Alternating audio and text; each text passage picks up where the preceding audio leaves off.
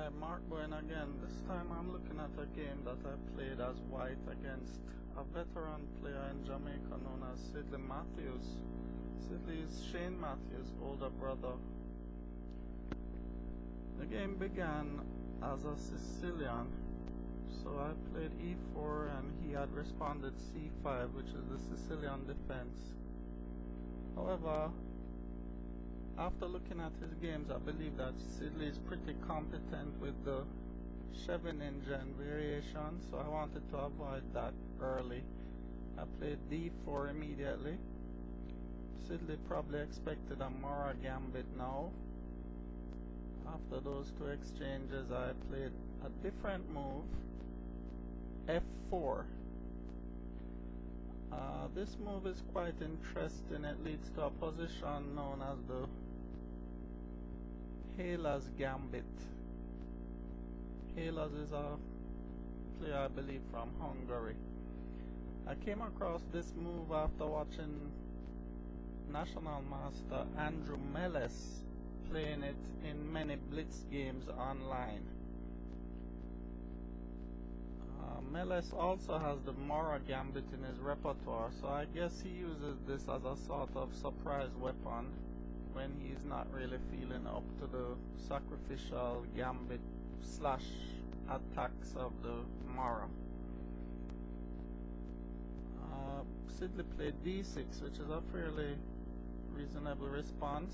I continue to develop knight f3. Sidley develops trying to hold on to the d4 pawn.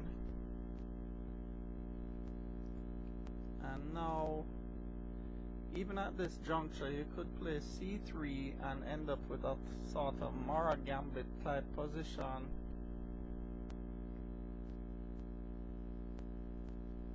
But I played bishop d3.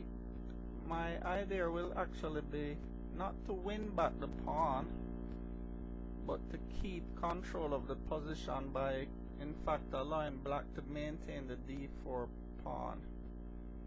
The d4 pawn, although it's an extra pawn, it blocks black's play. For instance, this knight can no longer jump in onto d4.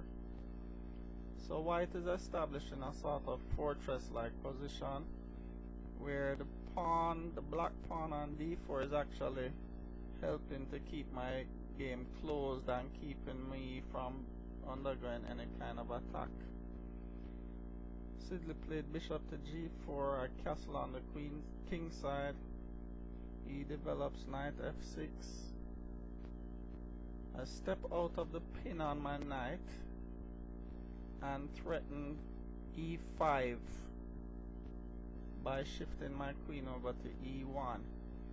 Another subtle point behind this move is that it can allow me to advance my pawns rapidly on the queen side, the b4, b5, etc.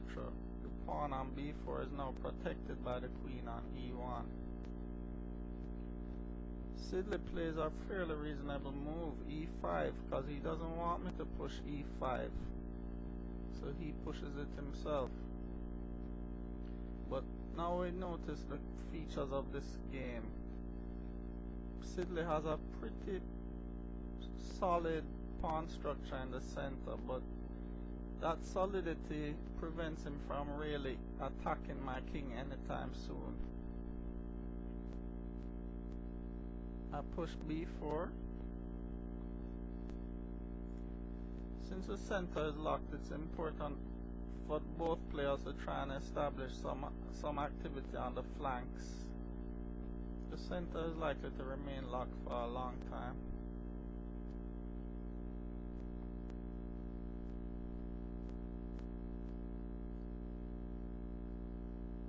Now I play knight to a3. The knight on the rim is an unusual way to develop, but in this case c4 is the square that I want my knight to go to. I could play my knight into d2 first, but knight a3 seems to offer some possibilities on the b5 square as well. It might help me to push forward b5 immediately. Sidley now exchanged the knight. I took it back with the rook. Sidley, realizing the center is blocked up now, he began some activity on the king's side, which I'm not at all afraid of because I think my king's side is pretty secure. Redevelop my knight, centralizing it. Black basic problem in this opening is to try and find a way to generate some form of activity. The pawn, as I said, on d4, that looks, it's an extra pawn, but it actually hinders a lot of the active play that black would want to achieve.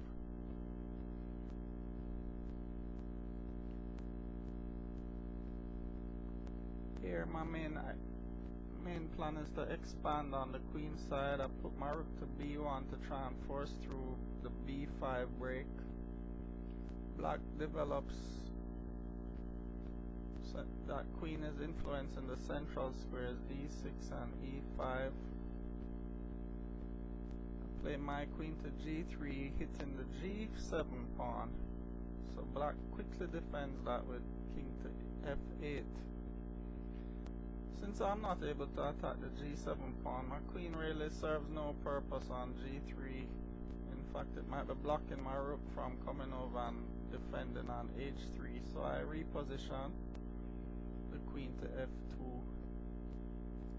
Sidley was now beginning to realize that the game is not as easy as he first thought.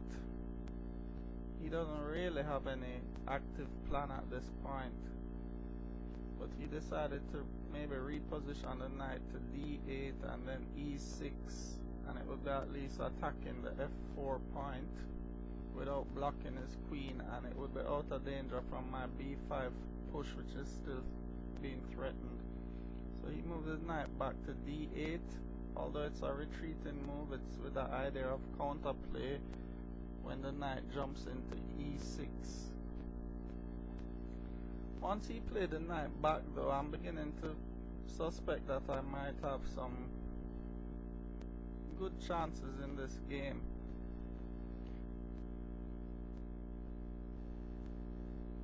However, I don't need to rush it, so I played a5, which cramps down the position.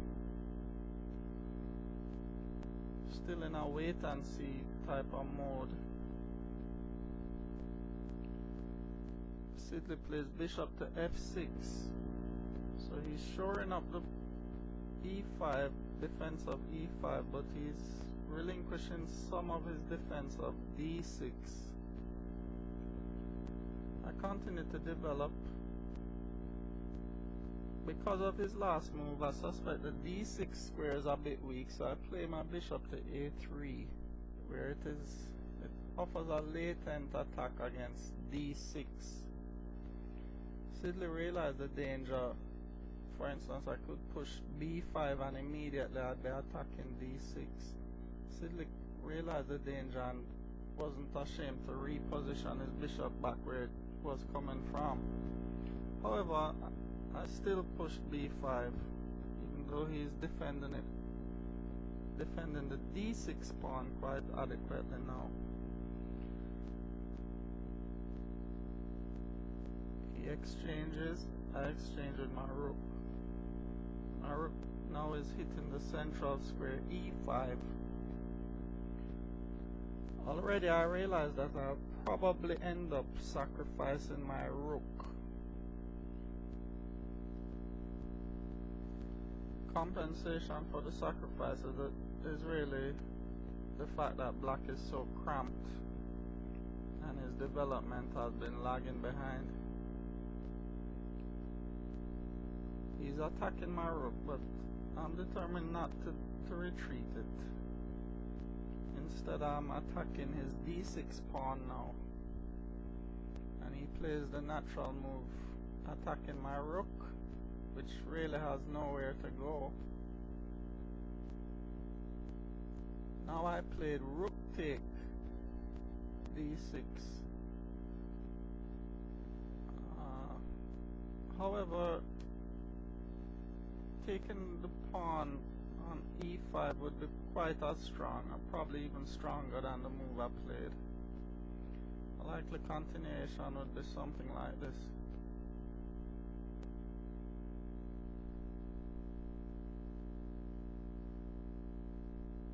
With very good chances for white to win this game.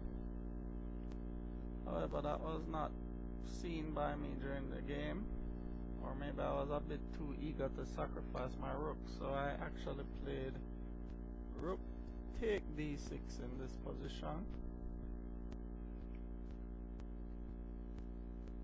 and now the king is under some serious pressure, so Sidley steps aside.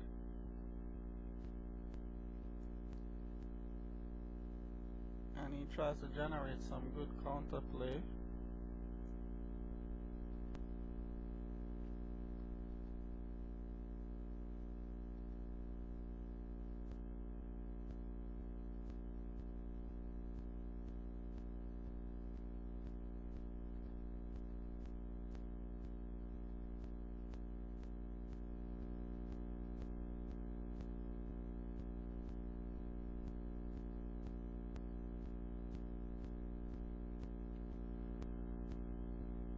At this point, the simple move would be bishop take rook, but for some reason I was